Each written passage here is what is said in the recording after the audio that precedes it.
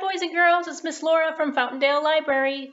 This week we're going to do a little patriotic play for our story time for this week. And I like to call it Hooray for the USA! Because we're going to be talking about how our country came to be. So we're going to be talking about all kinds of symbols about our patriotic nation, okay? For instance, the Statue of Liberty. You may not know what that is, but we're going to talk a little bit about that. We're going to talk about the flag. We're going to talk about Paul Revere and his midnight ride. We're going to talk about Betsy Ross, who made our first flag. We are also going to talk about the American eagle. We are going to talk about the signing of the Declaration of Independence. We are going to talk about the Liberty Bell and the fact that it has a big crack in it. And we're going to talk about Uncle Sam. And what else? Oh, and we're also going to talk about having a patriotic parade to celebrate our nation. And you know when we do that? We do that on the 4th of July, which is coming up this week. So, for instance, here's our little marching band drummer. And there might be a major at the front of the parade, marching. I don't know if you guys have seen any parades, but they're very awesome to go and see on the 4th of July. And we're going to talk a little bit about red, white, and blue being our country's colors. So I want you guys to enjoy this story time. It's just like a little play having to do with all those symbols that we just talked about. Okay, without further ado, here we go. A long time ago, in a galaxy far, far away, bum bum bum bum bum bum bum bum bum bum bum bum bum. Wait, that's not right.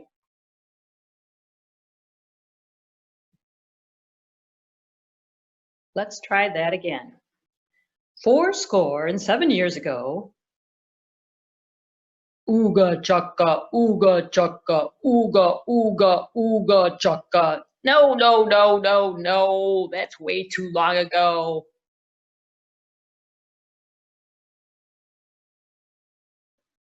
Back when Grandpa was a kid. Well, we lived in an old cabin way up in the mountains without even a TV or a bathroom or, even that internet thing. No. Further back than that. What's that you say? No, further back than that. Oh, all right. Okay, let's get this right. Last week, before you can remember, some people in another country didn't like how their king was treating them. Heary! Pay me lots of money, you lowly peasants! So they decided to make their own country, the United States of America, land of the free, home of the brave. But there was a lot of things involved with creating a new country.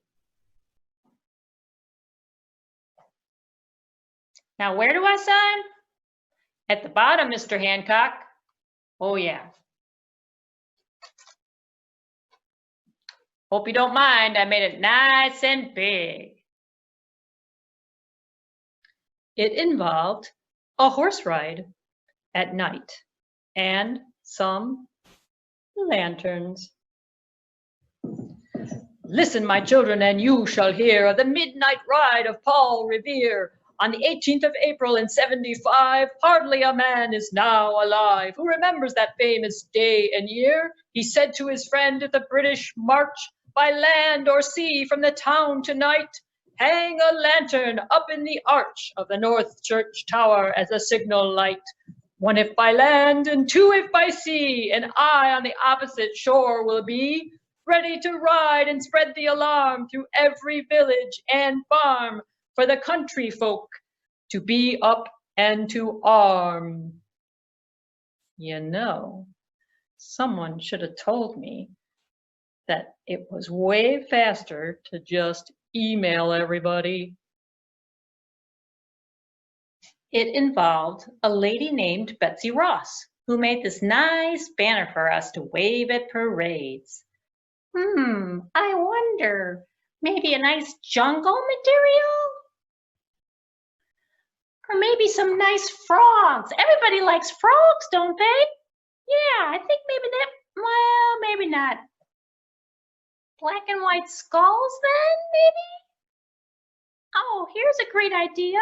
Stars, stripes. Yeah. I think I'll call her Old Glory. It involved a defective bell. Wait, what's this? Why does the Liberty Bell have a big crack in it? Take it back. Get a refund. We can't let freedom ring with a cracked bell. It involved some famous people who we celebrate on President's Day. How's it going, Abe? Well, pretty good, Teddy. How's it rocking with you? Not bad, except for this crick in my neck. You seem to be staring off into space there, George. Just trying to look for the fruited plain.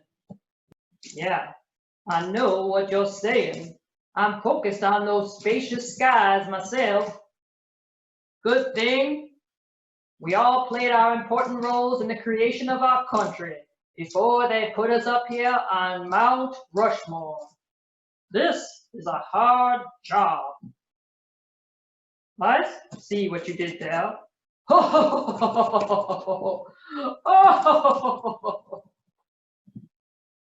It involved picking a national bird. What sort of bird shall we choose as the symbol of our new America? The eagle. The penguin. The turkey. The eagle. The penguin. The turkey. The eagle. All right, the eagle. The eagle's a scavenger, a thief, and a coward. The eagle is a majestic bird, but the turkey? The turkey is truly a noble bird, Native American, the source of sustenance of our original settlers, an incredibly brave fellow. Therefore, the national bird of America is going to be the eagle. The eagle. All right. The eagle.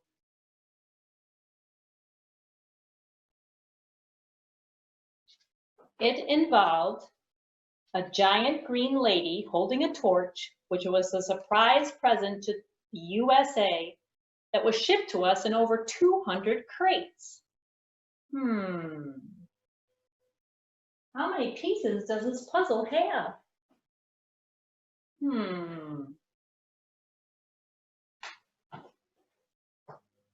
That doesn't look right.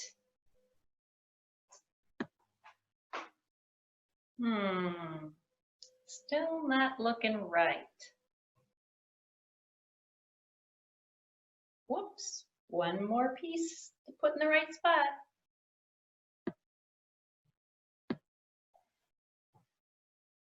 Now that we have her all put together and so we can see what she looks like, I think we're going to call her Lady Liberty and make her stand in New York Harbor and welcome everyone coming to our new country. Hi, how you doing? Welcome, everybody. It involved Americans deciding to celebrate their country's birthday on the 4th of July every year by blowing up loud firecrackers in the sky.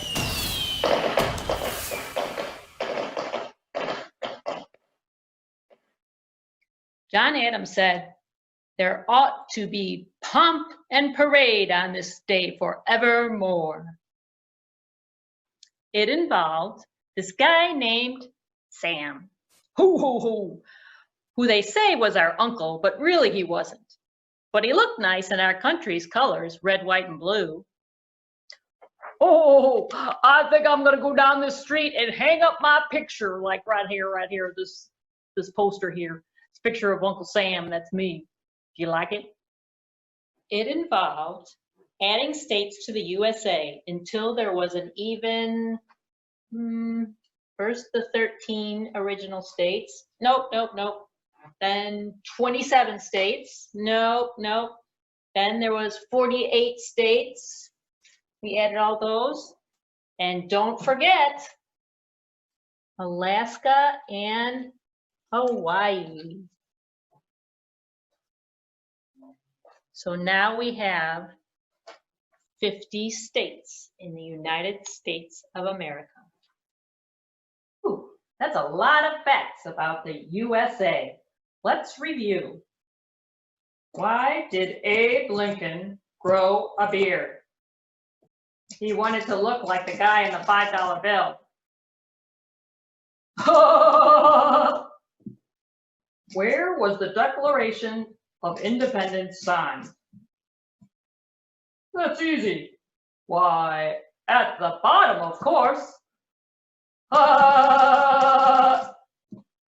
What's red, white, blue, and green?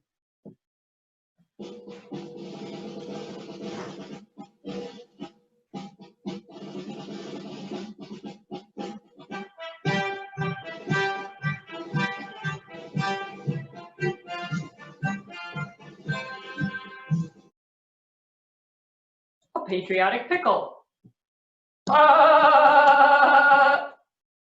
Why is the Liberty Bell like a dropped Easter egg? They're both cracked. What is Uncle Sam's favorite snack? Firecrackers. What did one flag say to the other flag? Nothing. It just waved.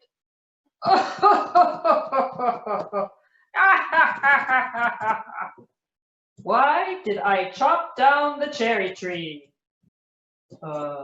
Gee, George, I'm stumped. No, really, George, we didn't actually hear that story. Well, let me tell it to you then. When George Washington was 6 years old, he knew his father was proud of him. Mr. Washington had told George he was proud of him because George always told the truth. Well, one day, when coming back from town, Mr. Washington had a surprise for his son. "I brought you a hatchet. It's a small axe that can be used with one hand. You must be very careful with it because it is sharp." "Dad, thanks a lot. I love it." It happened that it was dinner time, so his mother said, "Now, George, you go put that hatchet down in the corner." "Oh, Mom, no, I just love it so much. Please don't make me do that." All during dinner, he kept looking at the hatchet, imagining that he was cutting things. "George, now, could you go cut up the twigs I have in the yard into kindling?" "Sure, Mom, sure." George was just thrilled. He went right to the pile of twigs, which he wished were larger, and began to chop them into little pieces. Chop, chop, chop, chop, chop, chop, chop. He cut the little pieces into littler pieces. Chop, chop, chop, chop, chop, chop, chop. And soon there were no twigs left to cut. Wanting to keep using his hatchet, he went over to one of the fence posts that surrounded the field. And he cut right into it, right into the fence post. Cut, cut, cut, and left a big hole in it. What good is this if I don't have anything else to cut? So he went around the farm, cutting anything that he could find. Chop, chop, chop. Chop, chop, chop. Chop, chop, chop. Chop, chop, chop. Chop, chop, chop. Well, finally, he saw a young tree in his father's orchard of cherry trees. He thought to himself, there are so many cherry trees. Father surely will not miss it if I cut one of them down. And so he swung his hatchet and he kept chopping, chop, chop, chop, until it fell to the ground. Chop. Later that evening, as they were sitting by the fire, Mr. Washington mentioned that it looked like someone had chopped down one of the cherry trees. Did you do that, George? George was still and quiet for a bit. Yes, Father, I cannot tell a lie. I did chop down the cherry tree. He was expecting his father to be very mad at him, but instead his father pulled him close and gave him a big hug. I am so proud of you, son. In a very difficult situation, you still told the truth. That means more to me than any cherry tree ever could. Of course, George's father was disappointed that there would be no cherries to make cherry pies, but he was still proud of his son for telling the truth. So remember, you must always tell the truth. Well, George never forgot those words. They were a lesson for life. And the point of the story? Always be honest. Never tell a lie. Well, boys and girls, I hope you enjoyed our patriotic story time today. Hooray for the USA! Now go out there and have a great 4th of July and celebrate the birthday of our nation. Everybody have a great time. I'll see you soon.